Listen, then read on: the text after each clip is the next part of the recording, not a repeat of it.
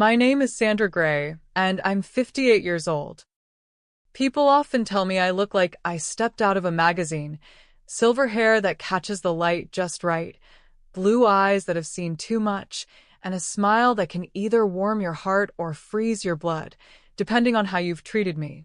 I was sipping my morning coffee in my glass-walled kitchen, watching the Pacific Ocean stretch endlessly before me, when my phone rang.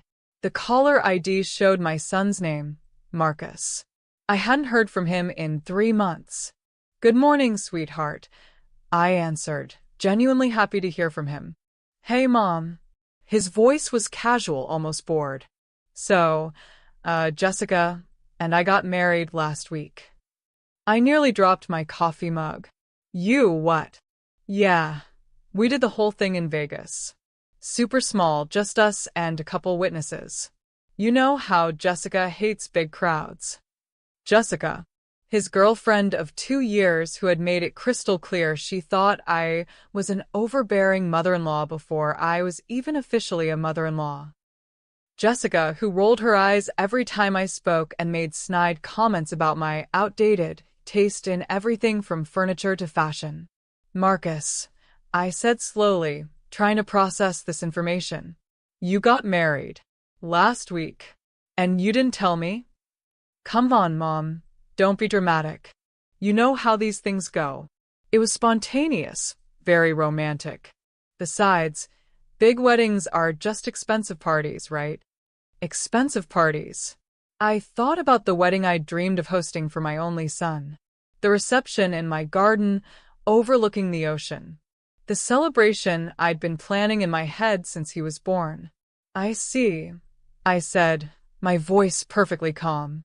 "Well, congratulations." "Thanks. And hey, that's actually why I'm calling. We want to spend our honeymoon at your beach house in Malibu. Can you just send us the keys? We're planning to head down there this afternoon." My beach house. The one my late husband and I had bought as our dream retirement home. The one where we'd planned to grow old together before cancer took him 5 years ago. The house that now held all my most precious memories. "You want a honeymoon in my house?" "Yeah, it'll be perfect. Jessica's always wanted to stay there, and it's way better than some hotel. Plus, it's free, right? Win-win." Jessica had always wanted to stay there. The same Jessica who had never shown me an ounce of respect or gratitude for anything I'd done for them. "Just send the keys?" I repeated. "Yeah, you can FedEx them or whatever. We'll take good care of the place, don't worry." "I'm sure you will." "Great. You're the best, Mom. I'll call you when we get back to town." The line went dead. I sat there for a long moment, staring at my phone. My son had gotten married without inviting me, without even telling me it was happening.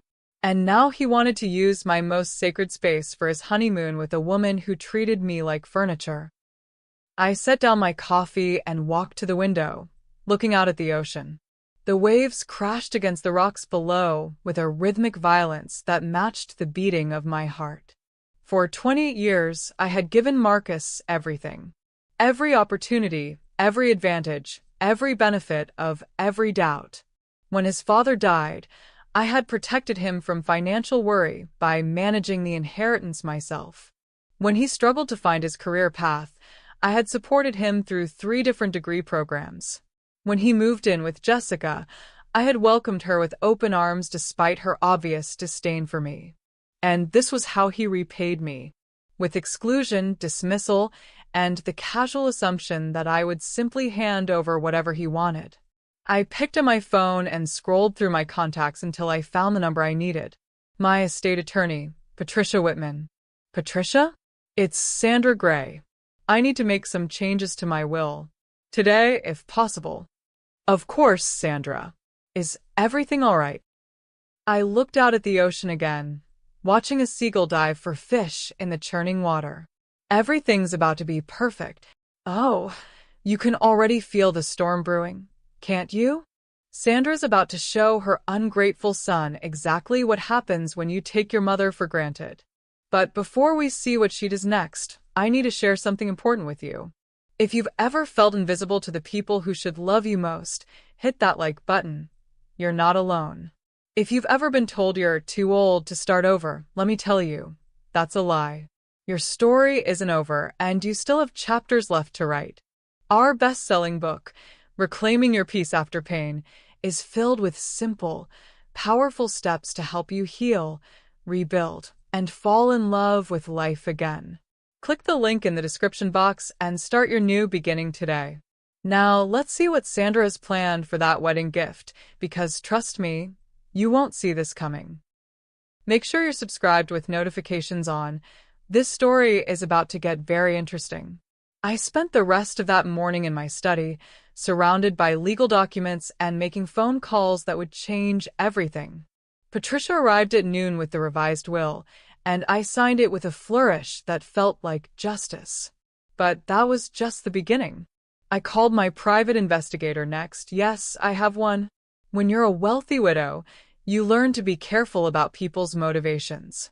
David Hawthorne had helped me with several delicate matters over the years. David, I need you to compile a complete financial profile on someone. And I need it by tomorrow morning. Of course, Mrs. Gray. Who's the subject? Jessica Martinez.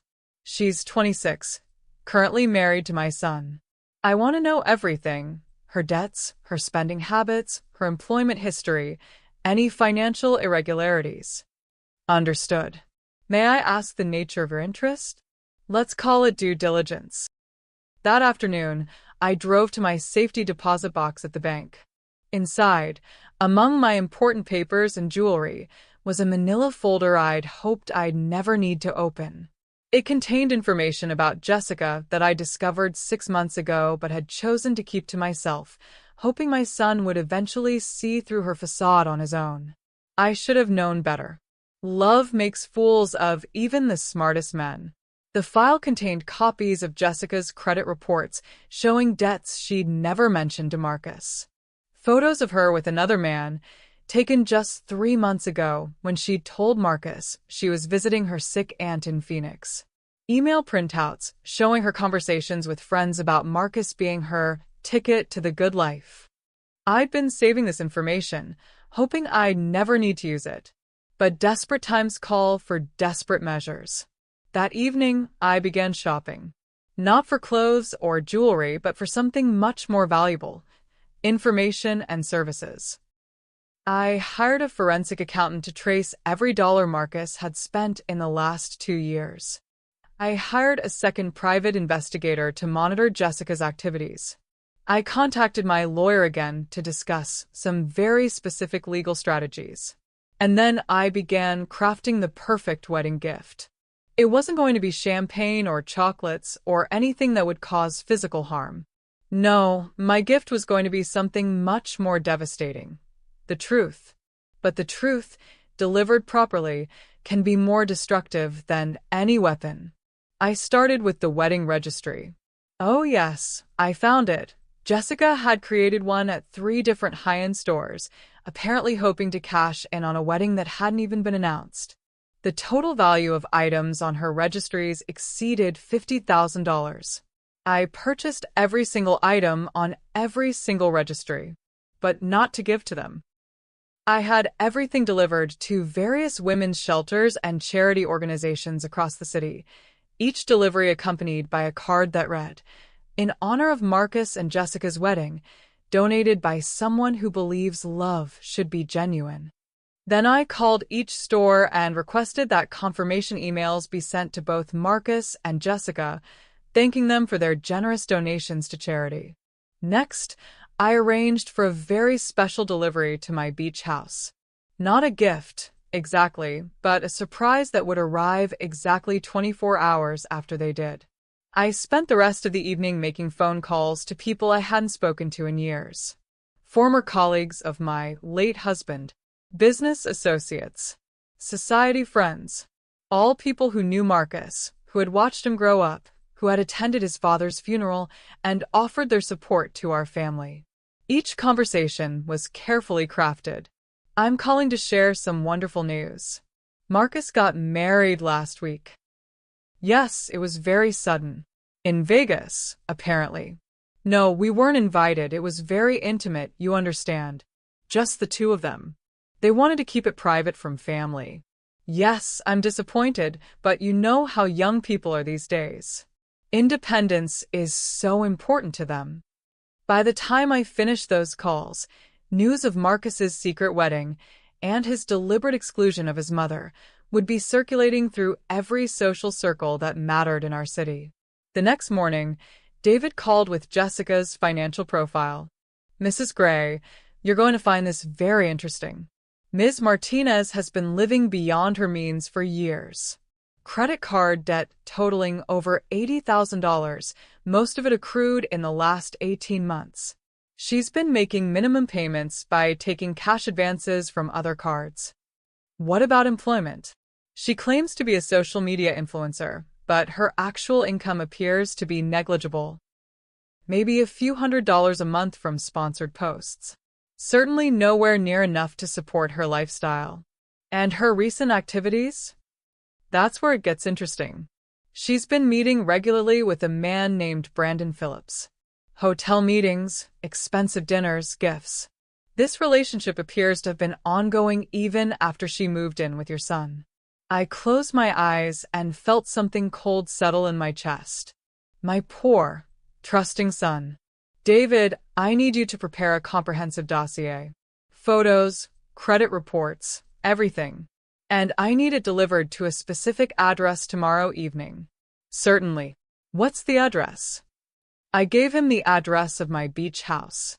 And David, make sure it's delivered when they're both present. I want them to answer the door together. The final piece of my plan required one more phone call.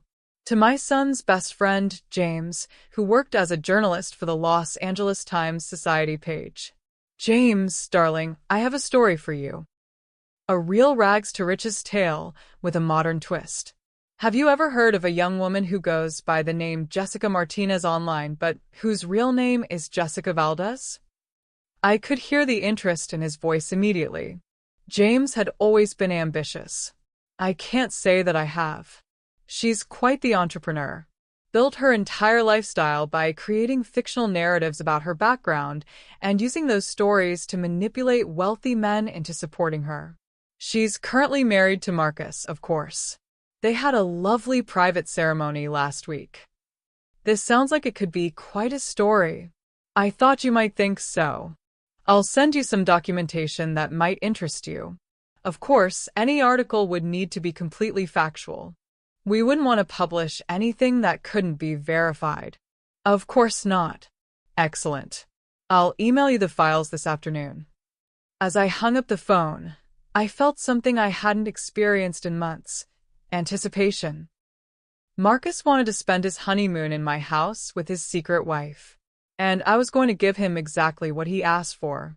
But sometimes, getting what you ask for is the last thing you actually want. I spent the next day in careful preparation. Every detail had to be perfect, every timing precisely calculated. Revenge, I had learned, is like conducting an orchestra. Every instrument must come in at exactly the right moment to create the perfect symphony. First, I called the property management company that maintained my beach house. This is Sandra Gray. I need you to prepare the Malibu property for guests arriving this afternoon. Full service preparation. Of course, Mrs. Gray. How many guests? 2. My son and his new wife. They'll be staying for a week. Wonderful. Should we stock the bar and prepare the usual welcome amenities? Actually, I have something very specific in mind. I arranged for the house to be stocked with the finest champagne, the most expensive chocolates, fresh flowers, and every luxury two newlyweds could want.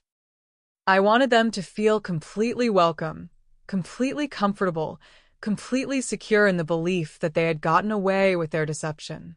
Because the higher you fly, the farther you fall. Next, I visited my bank and made a very interesting transaction. I transferred $500,000 from my primary account into a new account, one that Marcus could access. Then I called him. Marcus, darling. I have wonderful news. Hey, Mom. We're actually about to leave for the beach house. Did you send the keys? Of course I did, sweetheart. But I called about something else. I've been thinking about your new marriage, and I realized I've been terribly selfish. Selfish? What do you mean? I've been holding on to your father's life insurance money for years, telling myself I was protecting it for you. But you're a married man now. You should have access to your inheritance. There was a pause. My inheritance? $500,000, Marcus. It's yours. I've just transferred it into an account with your name on it. I could hear Jessica in the background, asking what was happening. Marcus covered the phone, but I could make out her excited squealing when he told her. Mom, that's wow. Thank you. I don't know what to say. Say you'll have a wonderful honeymoon. Say you'll think of me when you're enjoying that beautiful ocean view. Of course I will. Mom, you're amazing. I love you too, sweetheart. Enjoy your week. After I hung up, I sat back in my chair and smiled. The money was real and it was legally his. But what Marcus didn't know was that there were conditions attached to that account, conditions that would become very important very soon. That afternoon, I drove past the beach house to see if they'd arrived. Marcus's car was in the driveway, and I could see them through the floor-to-ceiling windows, embracing on the deck overlooking the ocean. They looked so happy, so perfectly content with their deception.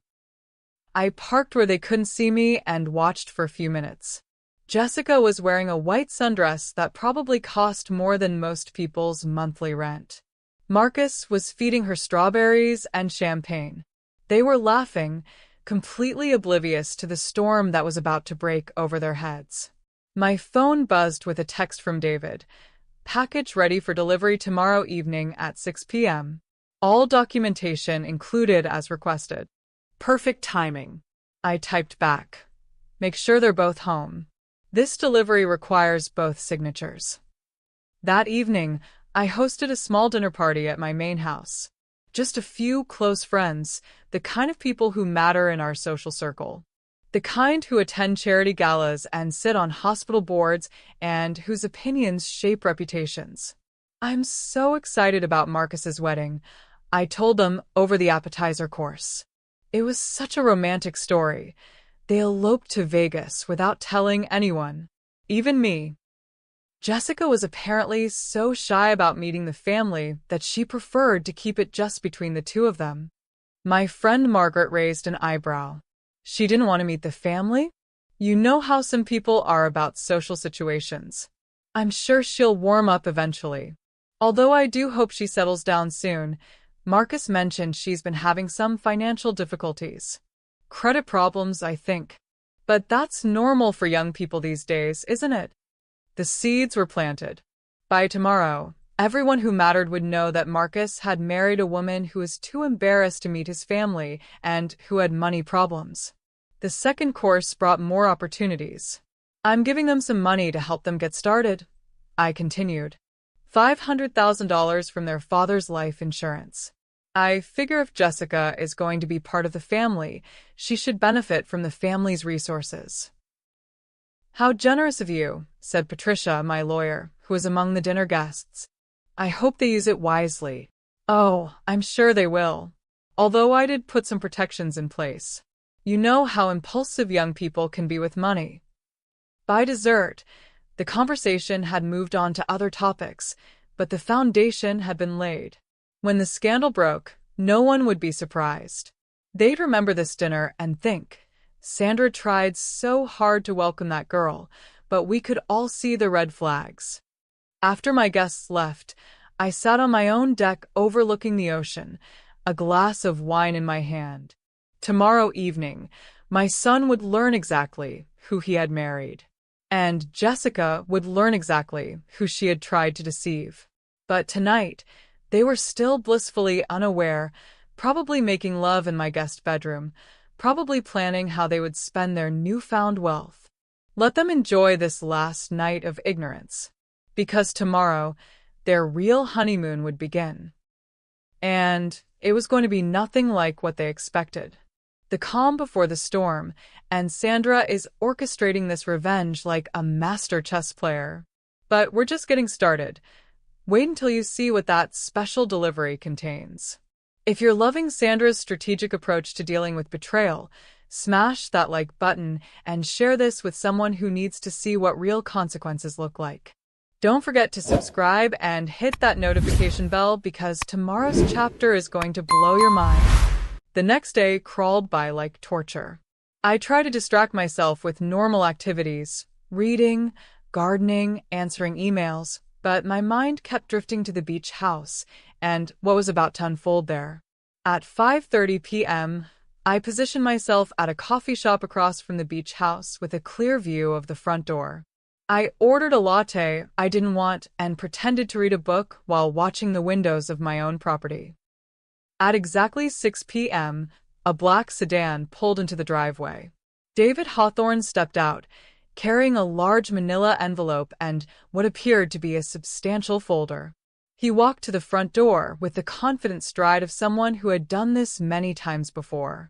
I watched through the windows as Marcus answered the door. Jessica appeared beside him, probably curious about the unexpected visitor. David spoke to them briefly, handed over the envelope, and requested signatures on his tablet. The moment they closed the door, David pulled out his phone and texted me. Delivered. Both parties signed for receipt. Contents include full dossier, photographs, financial records, and timeline. Good luck. I stayed in the coffee shop, watching the house. For about 10 minutes, nothing happened. The lights stayed on, and I could see movement in the living room. Then the screaming started. Even from across the street, even through the closed windows of the coffee shop, I could hear Jessica's voice rising to a shriek. I saw Marcus appear at the living room window, pacing frantically. Jessica threw something, it looked like a pillow, across the room. The fight lasted for over an hour. I saw Jessica storm out onto the deck, Marcus following her. She was gesturing wildly, pointing back toward the house, then at him. Even at this distance, her body language screamed guilt and desperation.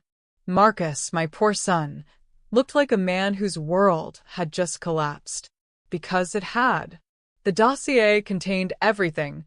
Copies of Jessica's real credit reports showing the massive debt she'd hidden from him. Photographs of her with Brandon Phillips, including some very intimate shots taken at various hotels over the past 6 months. Email printouts showing her conversations with friends about landing the rich boy and playing the long game with the grieving mama's boy. But the most damaging item in that folder wasn't about Jessica at all. It was about the money I'd given them. The account I'd set up for Marcus came with very specific terms and conditions buried in the fine print.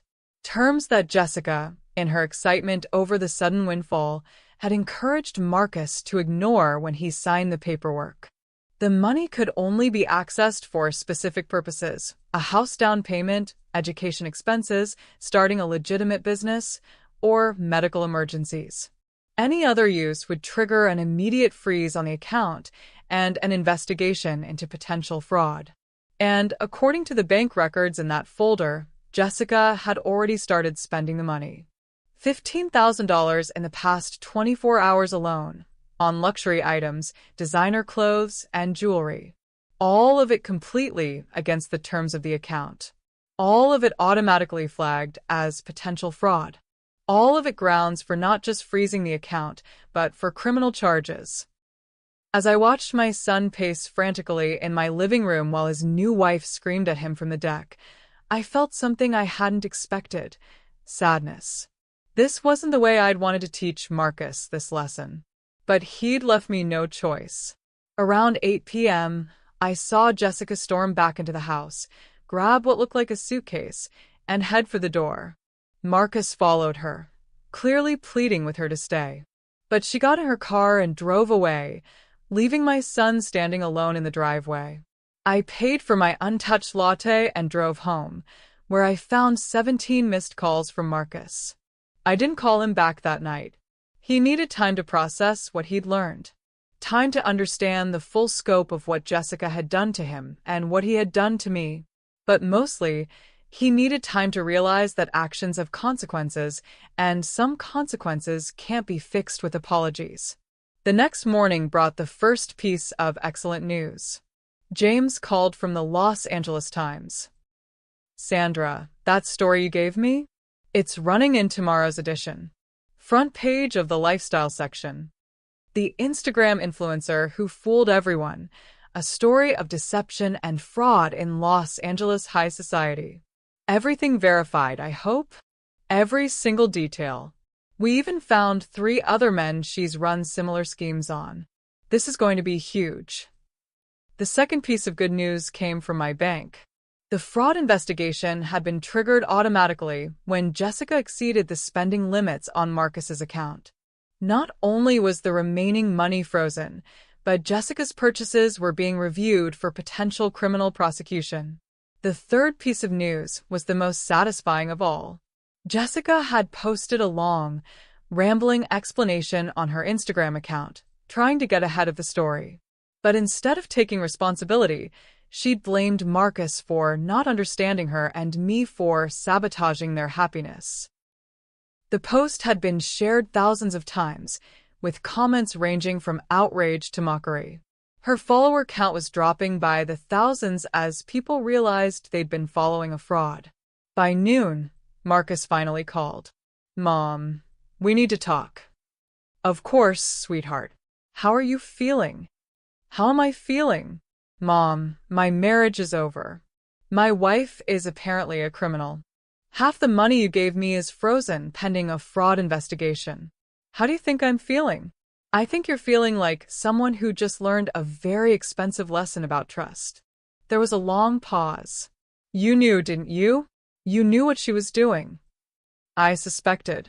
I hoped I was wrong." "How long have you known?" "I hired an investigator 6 months ago. I've had that information since then." 6 months. His voice cracked. "You've known for 6 months and you didn't tell me? Would you have believed me?" Another pause. "Longer this time."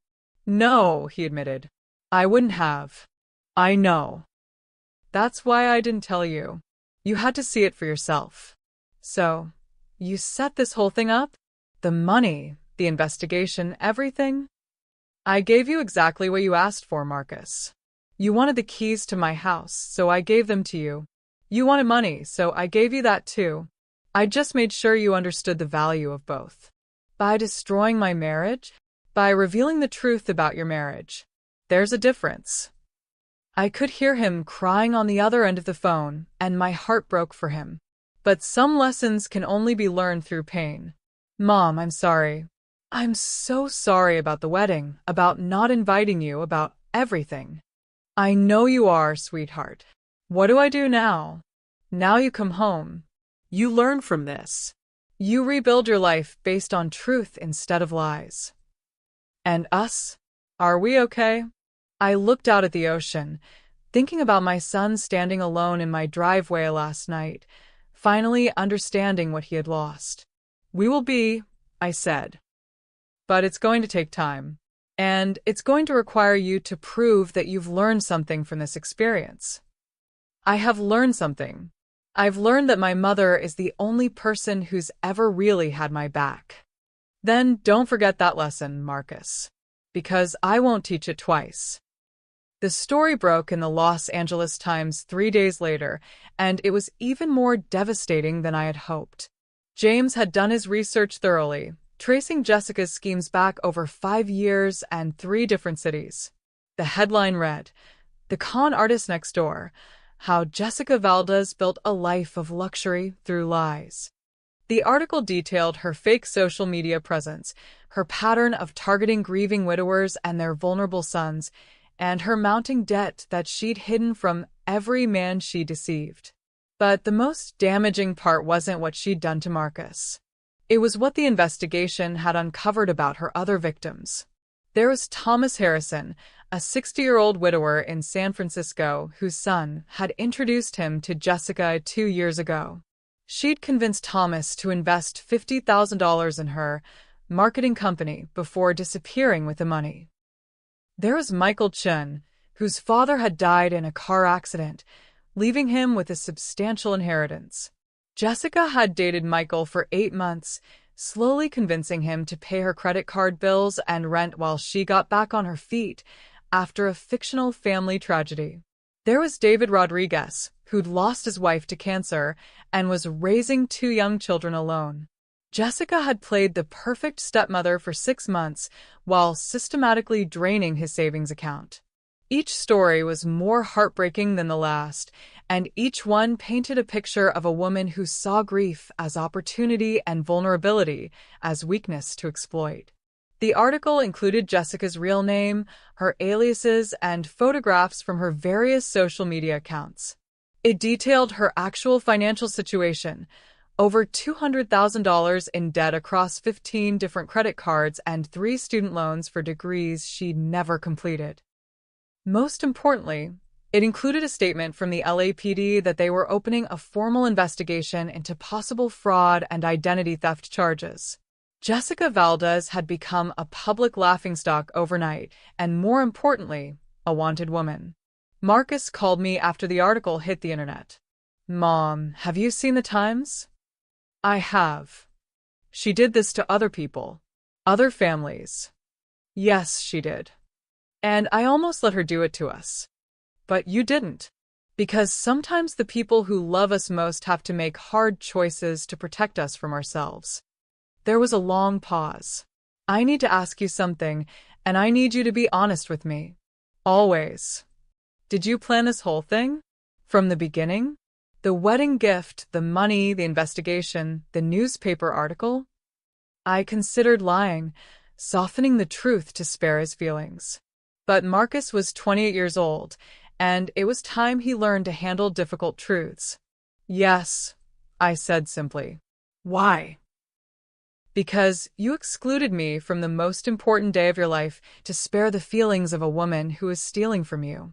Because you asked me to hand over my most precious possessions without offering me anything in return.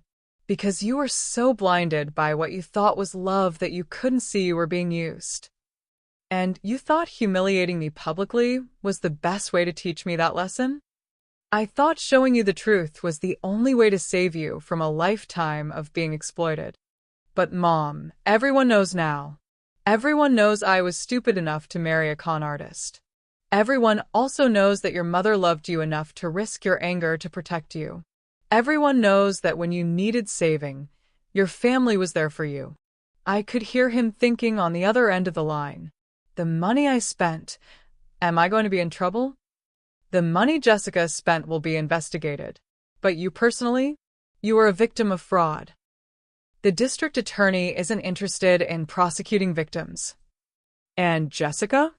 Jessica is going to face the consequences of her choices. All of them. 6 weeks later, Jessica was arrested at a hotel in Phoenix, where she'd been staying under the fake name Jessica Martinez, one of several aliases she'd used over the years. Her real name was Jessica Valdez. She was charged with wire fraud, identity theft, and grand larceny across multiple jurisdictions. The arrest made the national news, and suddenly everyone wanted to know more about the Instagram con artist who'd fooled so many people for so long. Marcus came home that day, showing up at my door with a single suitcase and tears in his eyes. "Can I stay here for a while?" he asked. "I need to figure out my life." "This is your home," I told him. "It always has been."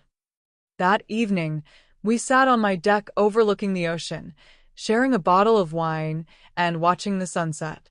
"I keep thinking about Dad," Marcus said suddenly. "What about him? About how he would have handled this? About what he would have said to me?" I thought about my late husband, about his wisdom and his patience, and his unwavering belief that people should face the consequences of their actions. He would have said that you're lucky to have learned this lesson when you're young enough to recover from it. And what would he have said about what you did?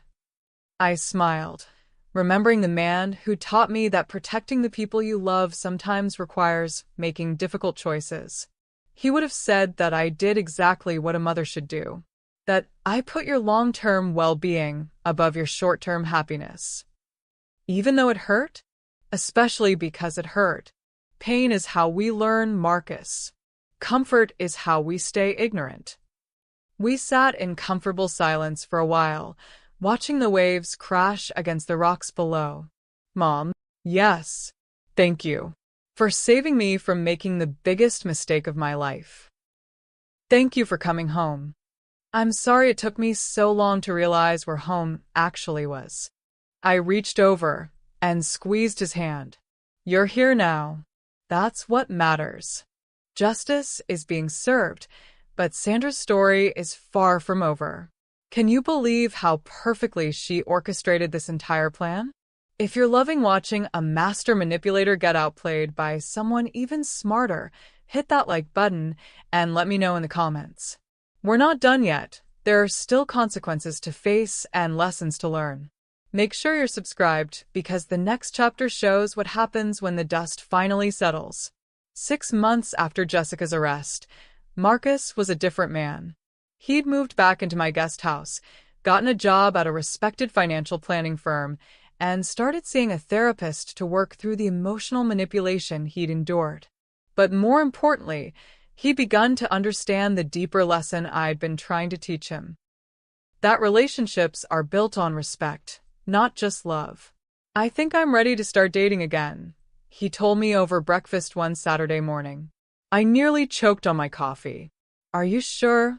I think so. But I want to do it differently this time. How so? I want you to meet her. Early on. I want your opinion to matter. I set down my coffee cup and looked at my son, really looked at him. The naive boy who'd fallen for Jessica's act was gone, replaced by a man who understood that wisdom often comes from people who love you enough to tell you difficult truths. I'd like that very much. And I want to take it slow. Really slow. No moving in together, no shared finances, no big declarations until I'm absolutely sure I know who she really is. That sounds very wise. I learned from the best teacher. The doorbell rang, interrupting our conversation. I wasn't expecting anyone, so I opened the door with curiosity rather than concern. A young woman stood on my doorstep, probably in her early 30s, with kind eyes and a nervous smile. She was holding a small bouquet of flowers. Mrs. Gray? My name is Amanda Stevens. I was wondering if I could speak with you for a few minutes. What about Jessica Valdez? Or Jessica Martinez, as she called herself when she was with your son. My blood ran cold. Are you a reporter? No, ma'am. I'm one of her victims. I invited Amanda in and made her tea while she told me her story. Her father had died 3 years ago, leaving her and her brother with a modest inheritance and a small family business. Jessica had targeted her brother, convincing him to invest their inheritance in her fake marketing company. She took everything, Amanda said, tears in her eyes. Our father's life savings, the money for my daughter's college fund, even the down payment we'd saved for expanding the business. I'm so sorry, but that's not why I'm here. I'm here to thank you. Thank me? If you hadn't exposed her, she would have kept doing this to other families. My brother and we lost our money, but we got something more valuable. We learned the truth before she could do even more damage. Marcus had joined us in the living room and was listening intently. How much did she take from you? He asked quietly. $82,000. Everything we had. I watched my son's face as he processed this information. The guilt and shame were written clearly across his features. I'm starting a victim support group, Amanda continued, for people who were taken in by Jessica and others like her. We're working with the FBI to help with the prosecution, and we're trying to help each other rebuild. That sounds like important work, I said. It is. And Mrs. Gray, I wanted to ask you something. Would you consider speaking to our group? About how you figured out what she was doing? About how you protected your family? I looked at Marcus, who was staring at his hands. I'm not sure I'm the right person for that. You are, Marcus said suddenly. Mom, you saved not just me, but all the people she would have hurt after me. You should tell that story. Would you come with me? I asked him. Yes. I think I need to tell my story, too, about how easy it was to be fooled and what the warning signs were that I ignored. Amanda's face lit up. That would be incredible. Hearing from both perspectives, the protector and the protected, it could help so many people. A month later, Marcus and I stood in front of a room full of people who had been victimized by various con artists. Some were elderly, some young, some wealthy, some middle class. But they all shared the same expression, the haunted look of people who had been betrayed by someone they trusted. I told them about recognizing the red flags, about trusting your instincts even when it might hurt someone you love. Marcus talked about the psychology of manipulation, about how skilled predators find your vulnerabilities and exploit them. But the most powerful moment came when a woman in the back row raised her hand. Mrs. Gray, how did you find the strength to risk your relationship with your son to save him? I thought about that question for a long moment, because I realized that protecting someone sometimes means protecting them from themselves. And because I learned that enabling someone's bad choices isn't love, it's fear. Fear of what? Fear of them being angry with you. Fear of them pulling away. Fear of conflict. But real love, mature love, is willing to risk temporary anger to prevent permanent damage. After the meeting, we were approached by several people who wanted to share their own stories. A father whose daughter had been scammed by a fake charity. A woman whose elderly mother had given away her life savings to a romance scammer. A man whose son had fallen for a pyramid scheme. Each story reinforced the same lesson, that good intentions aren't enough to protect the people you love. Sometimes protection requires action, even when that action feels cruel. Driving home that night, Marcus was unusually quiet. What are you thinking about? I asked. About how many people Jessica hurt. About how I was going to be part of that if you hadn't stopped me. But I did stop you. That's what matters.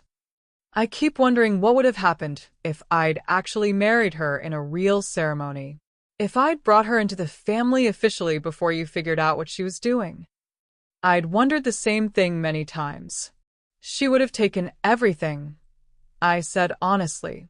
The house, the money, the business relationships. She would have isolated you from everyone who could have helped you see the truth. And by the time I figured it out, it would have been too late. Probably. Mom, can I ask you something else? Anything. If this situation happened again, if I brought home someone you suspected was wrong for me, would you handle it the same way? I considered this carefully. I hope I wouldn't need to. I hope you've learned to recognize the warning signs yourself. But if I hadn't, then yes, I would protect you again, even if it meant risking our relationship. Good, he said, surprising me. I want you to promise me that. Promise you what?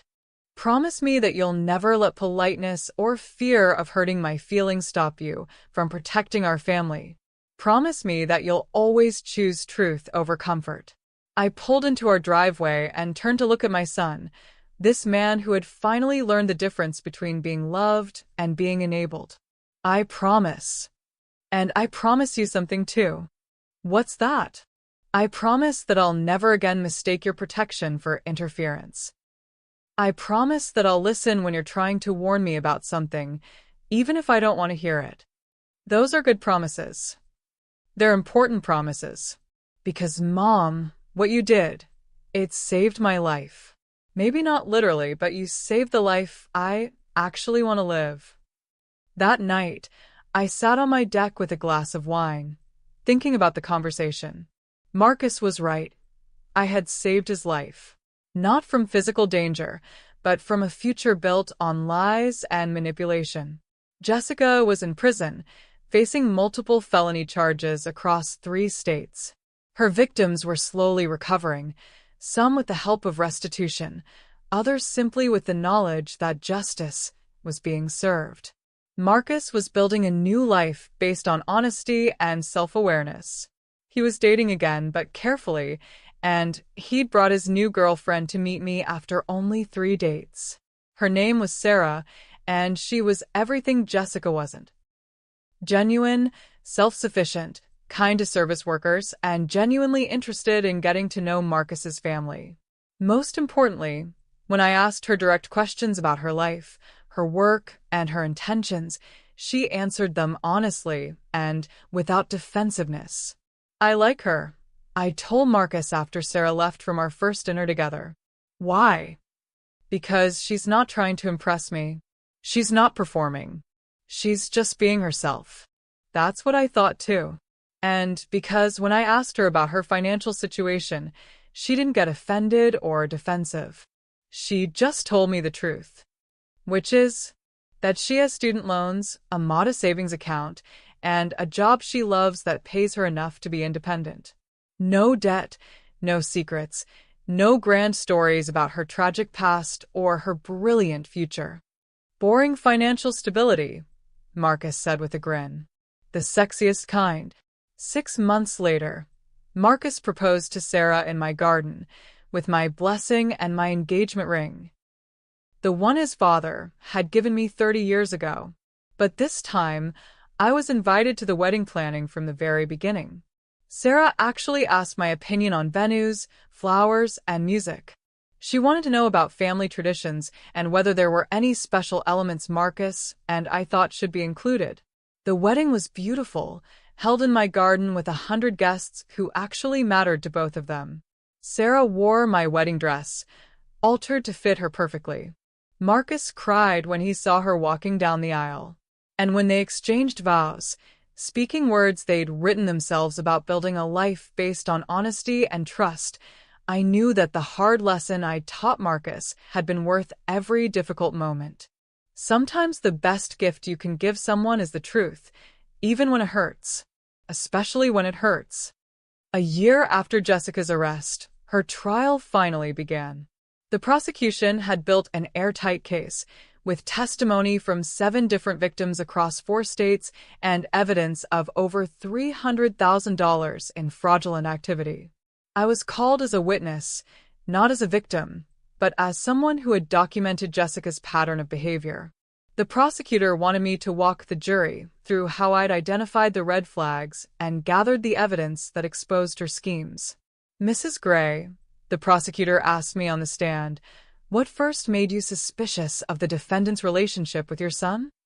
It was her behavior at family gatherings, I replied. She was always performing, always on. She told elaborate stories about her background that changed slightly each time she told them. Can you give the jury an example? She claimed to be an orphan who'd grown up in foster care. But one time she mentioned her grandmother's recipe, and another time she talked about her father's business. When I asked about these inconsistencies, she became angry and accused me of not being supportive. What did you do with these suspicions? I hired a private investigator to verify her background. Everything she told us was false. The defense attorney tried to paint me as a controlling mother who'd sabotaged my son's happiness out of jealousy. But the evidence was overwhelming, and my testimony was just one piece of a much larger puzzle. Marcus also testified, describing how Jessica had gradually isolated him from friends and family, how she'd encouraged him to make financial decisions without consulting anyone else, and how she'd reacted with rage whenever he questioned her stories. Did you love the defendant? The prosecutor asked him. I thought I did, Marcus replied. But I realize now that I was in love with the character she was playing, not with who she really was. How do you feel about your mother's intervention now? Grateful. Completely grateful. If she hadn't exposed the truth, I would have lost everything. My family, my financial security, my ability to trust my own judgment. The most devastating testimony came from Jessica's other victims.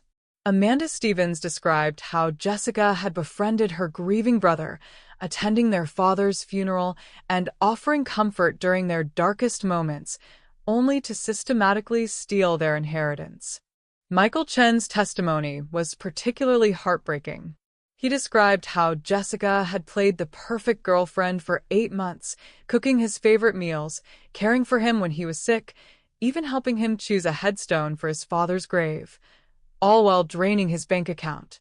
"She knew exactly how to make me feel loved," he said, tears streaming down his face. "And she used that knowledge to destroy me financially and emotionally." By the time the prosecution rested their case, Jessica's defense was in shambles. Her lawyer tried to argue that she was a victim herself, a troubled young woman who'd made poor choices but hadn't intended to cause harm. The jury didn't buy it. After 3 days of deliberation, they returned with guilty verdicts on all counts: multiple counts of wire fraud, grand larceny, identity theft, and conspiracy to commit fraud. At sentencing, each of her victims was allowed to make a statement. I wasn't technically a victim, but the judge allowed me to speak about the impact her crimes had on my family. "Your Honor," I said, looking directly at Jessica for the first time since the trial began, "the defendant didn't just steal money from these families. She stole their ability to trust, their faith in their own judgment, their belief that love and kindness will be reciprocated." Jessica stared back at me with undisguised hatred. "My son will recover from this experience," I continued, "because he has a support system and the resources to rebuild. But some of her victims may never fully trust again. Some may never be able to afford to retire because of what she took from them." The defendant's crimes ripple outward, affecting not just her direct victims, but their children, their grandchildren, their future relationships. When all the victim statements had been read, the judge sentenced Jessica to 15 years in federal prison, with no possibility of parole before serving 10 years. She was also ordered to pay full restitution to all her victims, though we all knew that money would likely never be recovered. As the bailiff led Jessica away in handcuffs, she turned back toward the gallery where Marcus and I were sitting. "This is all your fault," she screamed at me. "You ruined everything. You destroyed my life." "No," I said quietly, knowing she could hear me. "You destroyed your own life. I just made sure you couldn't destroy anyone else's." Outside the courthouse, we were approached by several reporters wanting comments about the case. Most of the victims declined to speak, but Marcus surprised me by agreeing to a brief interview. "What would you want other people to learn from your experience?" the reporter asked him. "That if someone who loves you is trying to warn you about a relationship, you should listen," Marcus replied. "Even if you don't want to hear it. Even if it makes you angry. The people who truly care about you aren't trying to control your happiness. They're trying to protect your future." "And what would you say to other families dealing with similar situations?" "That sometimes love means being willing to be the bad guy.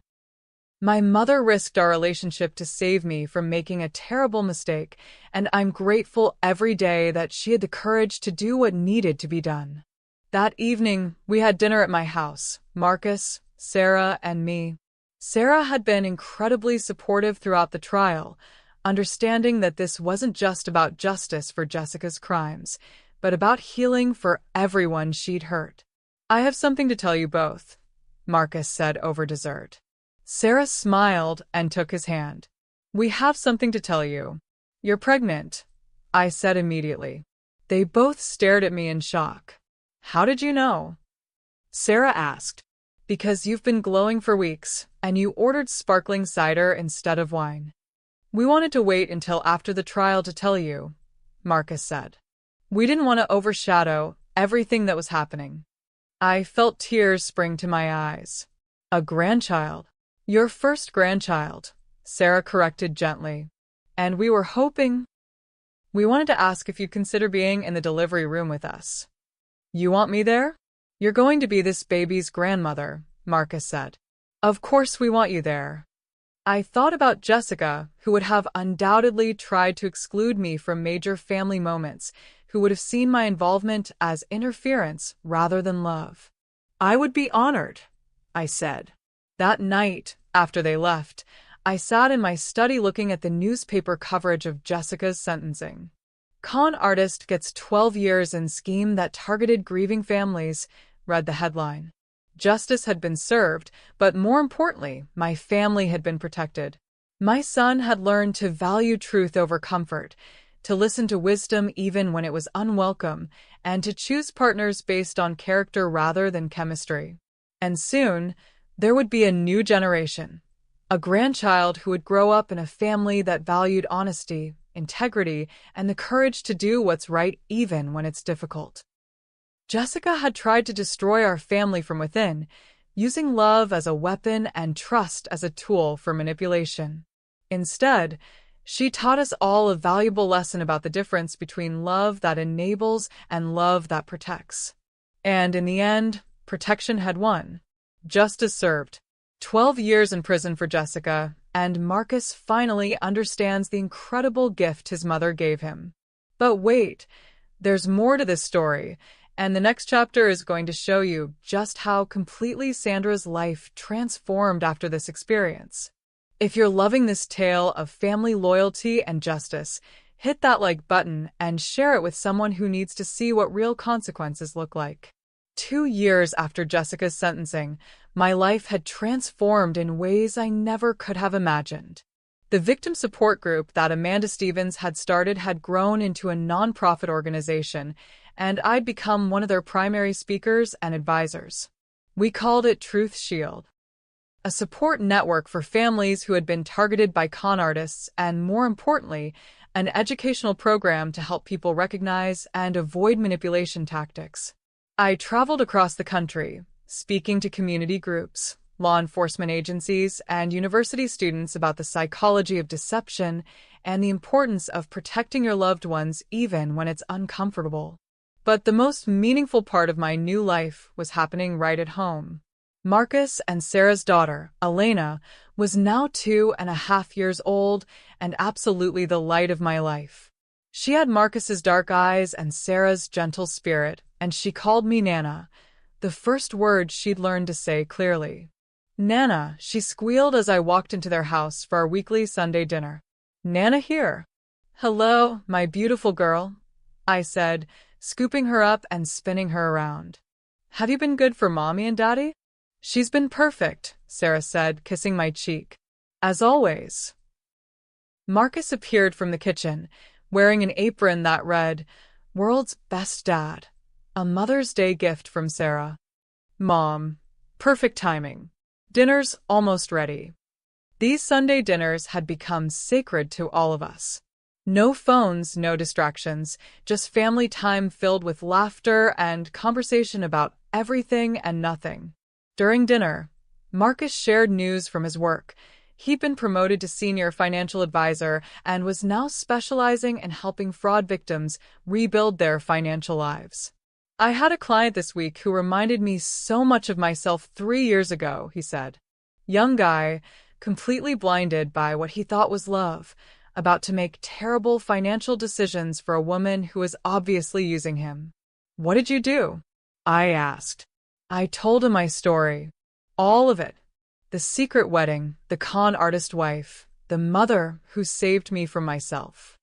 How did he react? First he got angry. Then he got defensive. Then he went home and really looked at his relationship with clear eyes. And he broke up with her.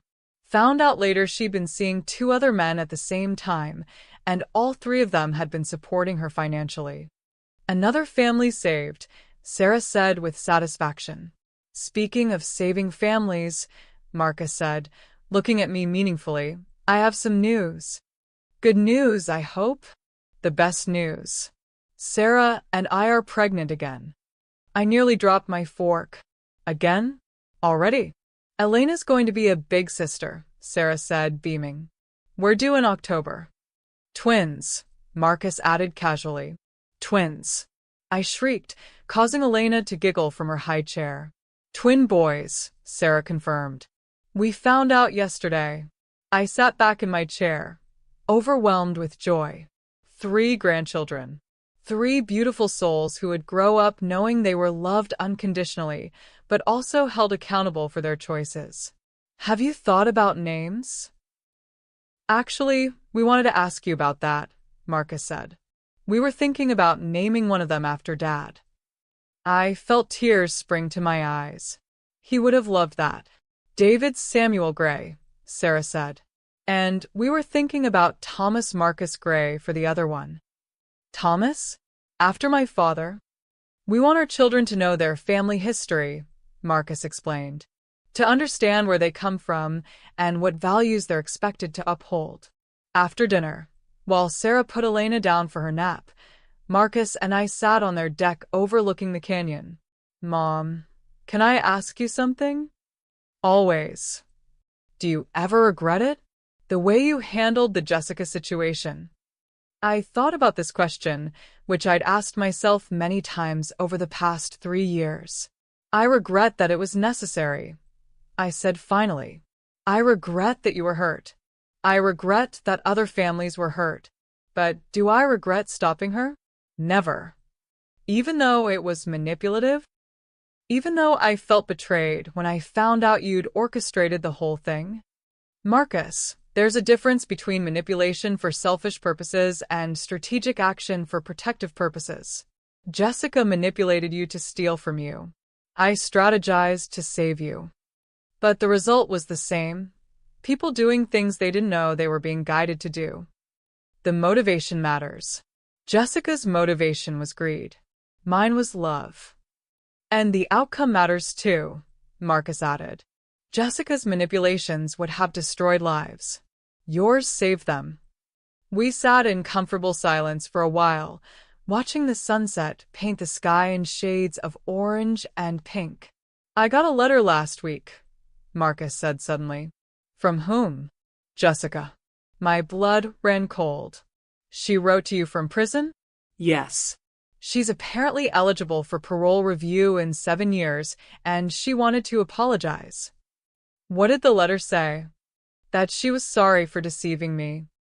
That she'd been in a dark place in her life and had made terrible choices.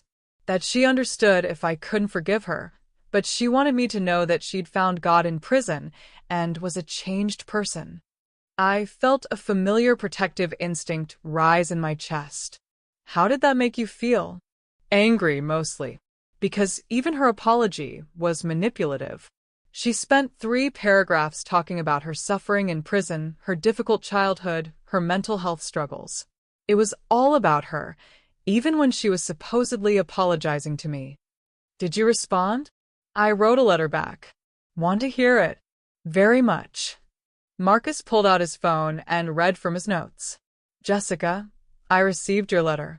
I'm glad you're using your time in prison for reflection and personal growth. However, I want to be clear about something.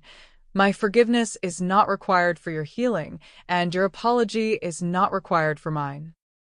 I forgave you years ago, not for your benefit, but for my own peace of mind. I also want you to understand that forgiveness doesn't mean forgetting, and it doesn't mean trusting. You made choices that hurt multiple families, and the consequences of those choices are permanent. I hope you truly have changed, and I hope you use the rest of your life to make amends through your actions, not your words. But I will not be part of that process. Please do not contact me or my family again. I stared at my son with amazement and pride. That's perfect. Absolutely perfect. You think so? I think it shows that you've learned the most important lesson of all, which is that you can forgive someone without trusting them, that you can wish someone well without welcoming them back into your life, that protecting yourself and your family is not cruel, it's necessary. I learned from the best teacher. That evening, as I drove home to my own house, I reflected on how much our family had changed since that terrible phone call 4 years ago. Marcus had grown from a naive young man into a wise father and husband. Our relationship had evolved from enabler and enabled to true partnership based on mutual respect. Most importantly, we'd all learned that love without boundaries isn't love at all. It's just fear dressed up as devotion. Jessica was still in prison, still trying to manipulate people even from behind bars. But her power over our family was completely broken, and it would never be restored. As I pulled into my driveway, I noticed a car I didn't recognize parked on the street. A young woman got out and approached me nervously. "Mrs. Gray? I'm sorry to bother you at home. My name is Lisa Parker. I heard you speak at a conference last month about recognizing relationship red flags." "Of course. How can I help you?" "I think my sister is involved with someone who might be, well, someone like Jessica. I've been trying to warn her, but she won't listen to me. She thinks I'm just jealous of her happiness." I looked at this young woman, seeing myself 4 years ago, someone who loved a family member enough to risk their anger to protect them. "Would you like to come in for coffee?" I asked. "I think I can help you." As we walked toward my house, I thought about how Jessica's attempt to destroy our family had ultimately made us stronger, wiser, and more committed to protecting each other. Evil had tried to win, but love, real love, tough love, protective love, had triumphed. And it would keep triumphing, one family at a time. 6 years after Jessica's sentencing, I received a phone call that brought everything full circle in the most unexpected way. "Mrs. Gray? This is Detective Maria Rodriguez with the Los Angeles Police Department. I'm calling about Jessica Valdez." My heart skipped a beat. "What about her?" "We wanted to inform you that she was found guilty of additional charges filed against her while in prison. She was caught running a commissary scam and attempting to manipulate other inmates' families for money through fraudulent letters." "So, her sentence was extended?" "Yes, ma'am.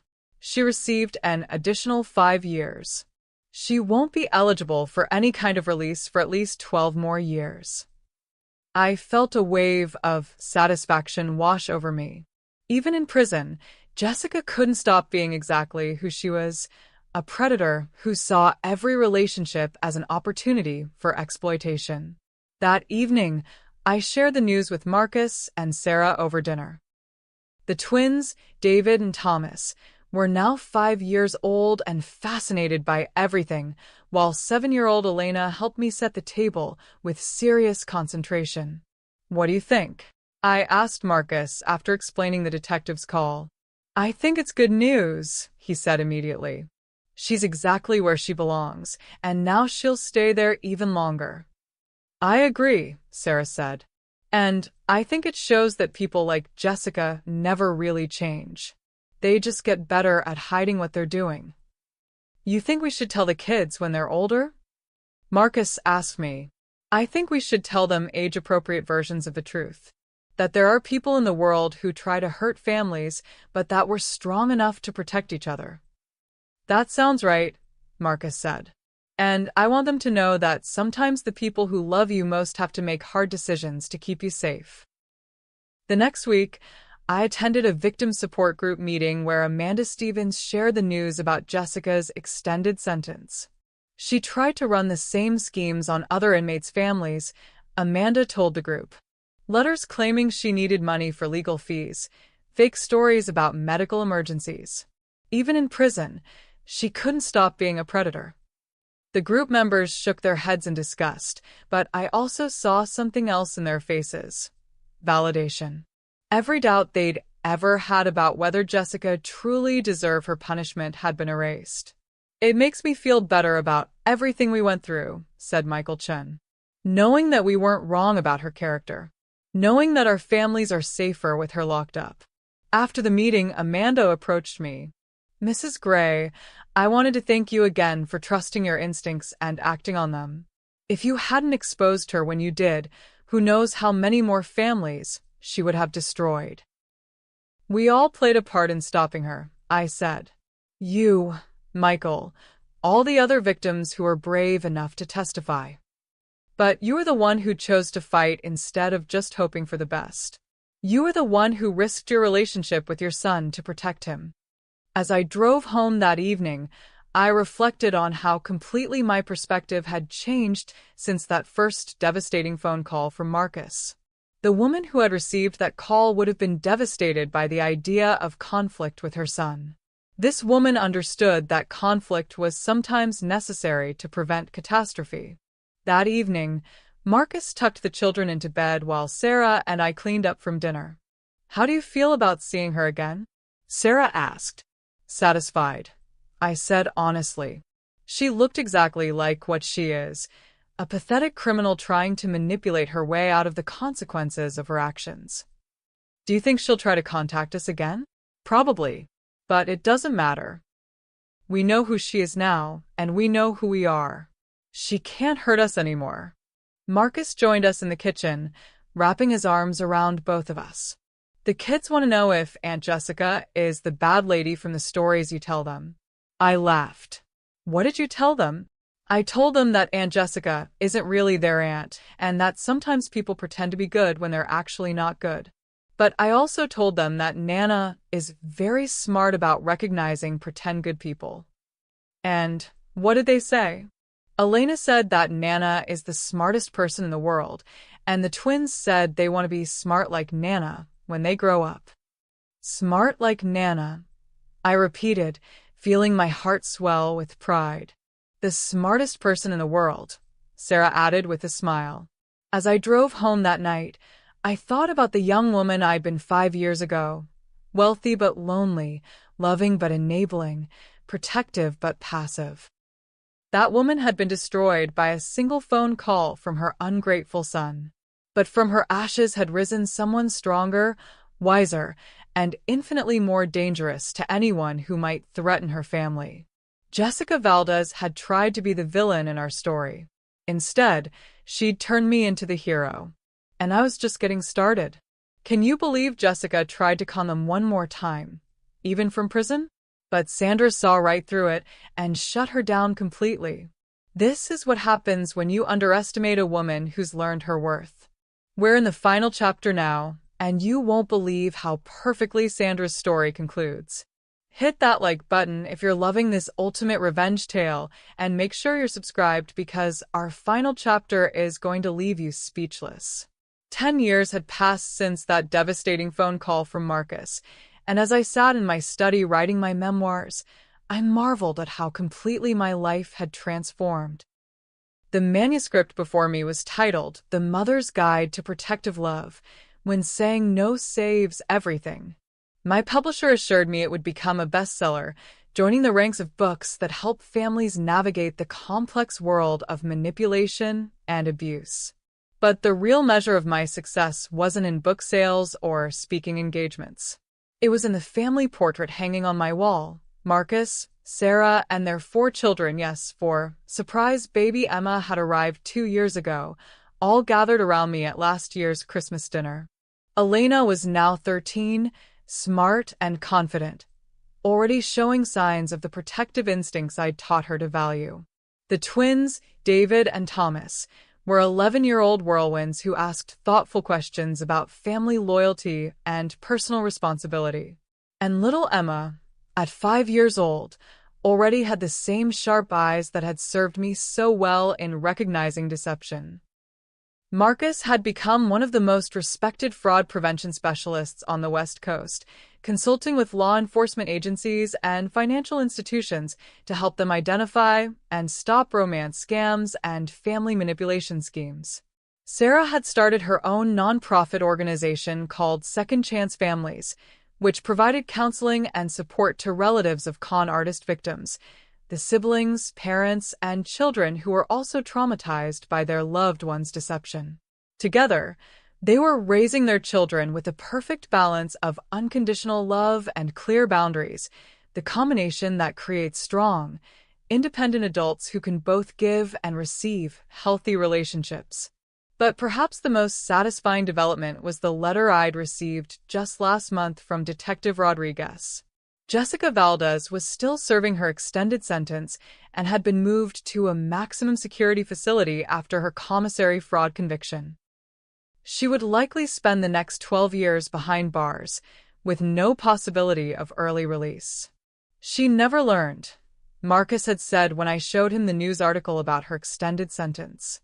She kept thinking she could outsmart everyone, even in prison. People like Jessica don't learn, I'd replied. They just get more desperate and more obvious. Now, as I put the finishing touches on my final chapter, I reflected on the lessons I'd learned and the legacy I hope to leave.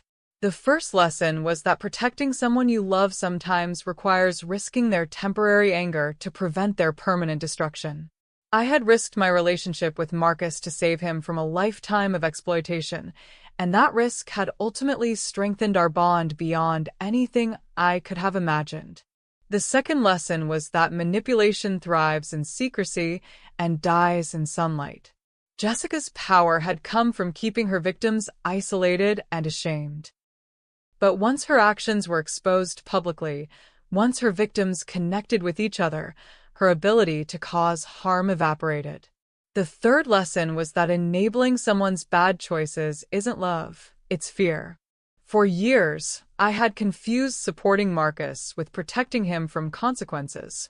Real love required me to let him face the natural results of his decisions, even when those results were painful. The fourth lesson was that sometimes the people who appear to need rescuing are actually the ones doing the drowning. Jessica had presented herself as a victim of circumstances, but she was actually a predator who used other people's compassion against them. And the final lesson was that strength isn't about avoiding conflict, it's about choosing which conflicts are worth having. I had spent years avoiding confrontation with Marcus about his poor choices. But when I finally chose to fight for his future instead of his temporary comfort, everything changed. My phone rang, interrupting my writing. The caller ID showed Marcus's number. Hi, sweetheart. How was your day? Incredible, Mom. I just got off the phone with the FBI. They want me to head up a new task force on family fraud prevention. That's wonderful. It means travel, speaking engagements, training law enforcement across the country. But Mom, here's the best part. They want you to co-chair it with me. I set down my pen and stared out the window at the ocean. They want both of us? They want the mother-son team that stopped one of the most successful con artists in California history. They want the people who turned a family crisis into a national education campaign. What would it involve? 6 months a year traveling to speak at conferences, train investigators, consult on cases. The other 6 months we'd work from home, developing curricula and writing policy recommendations. I thought about this opportunity. The chance to take everything I'd learned and use it to protect families across the country. Would Sarah and the children be able to travel with us sometimes? That's the beauty of it, Mom. They want this to be a family-friendly program. Sarah would be a consultant on supporting the relatives of fraud victims, and the kids would be part of our presentations about how to raise children who can recognize manipulation. We'd all work together? The whole family, Mom. Teaching other families how to protect each other the way we learned to protect each other. I felt tears spring to my eyes. Jessica tried to destroy our family, and instead she created a dynasty of people dedicated to stopping others like her. When do they want an answer? Next month. But Mom, I already know what my answer is. I want to do this. The question is, do you? I looked at the manuscript on my desk, then at the family photo on my wall, then out at the endless ocean that had witnessed both my darkest moment and my greatest triumph. Yes, I said. Let's do this together. After we hung up, I added one final paragraph to my book. 10 years ago, I thought my story was about a mother saving her son from a con artist. I was wrong. My story was about a family learning to save each other and then using that knowledge to save others. Jessica Valdez tried to write herself into our story as the villain who destroyed us. Instead, she became the catalyst who transformed us into heroes. To every parent reading this who suspects their child is being manipulated, trust your instincts. To every child who thinks their parents are being overprotective, listen to their concerns. To every family member who sees danger that others can't see, speak up, even when it's uncomfortable. Love without boundaries isn't love at all. Protection without action isn't protection at all. And sometimes the greatest gift you can give someone is the truth, even when it hurts. Especially when it hurts. Because pain teaches us lessons that comfort never can. And some lessons can save not just one life, but generations of lives to come. My name is Sandra Gray, and this is my story of how saying no to my son's disrespect saved yes to our family's future. May it help you write a better ending to your own story. I closed the laptop and walked out to my deck, where the sunset was painting the sky in brilliant shades of gold and crimson. Tomorrow, I would start a new chapter of my life, working alongside my son to protect families across the country. Jessica Valdez was still serving her 20-year extended sentence in federal prison. Marcus was happily married with 4 beautiful children. I was a best-selling author and nationally recognized expert on family protection. And somewhere out there, families were safer because of the lessons we'd learned from our darkest moment. Sometimes the best revenge isn't getting even. Sometimes the best revenge is becoming everything your enemy tried to prevent you from being. Jessica had tried to make me a victim. Instead, she'd made me unstoppable. And there you have it. Sandra's incredible transformation from victim to victor, from enabler to empower. She didn't just get revenge on Jessica. She built an entire legacy dedicated to protecting families from predators like her. If this story inspired you to set better boundaries in your own life, please hit that like button and share it with someone who needs to hear it. Remember, protecting the people you love sometimes means protecting them from themselves. Sandra's willingness to risk temporary anger to prevent permanent damage saved not just her son, but countless other families who learned from their story. Don't forget to check out our book, Reclaiming Your Peace After Pain, in the description below. It's filled with practical steps to help you rebuild your life and relationships on your own terms. And if you love Sandra's story, we have hundreds more just like it. Make sure you're subscribed with notifications on. Next week, we're sharing the story of a woman who discovered her husband's secret family at their 25th anniversary party, and what she did next will leave you speechless. Thank you for joining me for another episode of Her True Stories. Until next time, remember, your story matters, your boundaries matter, and you have the power to write a better ending no matter how dark your beginning was. Keep fighting for the life you deserve, and I'll see you in the next one.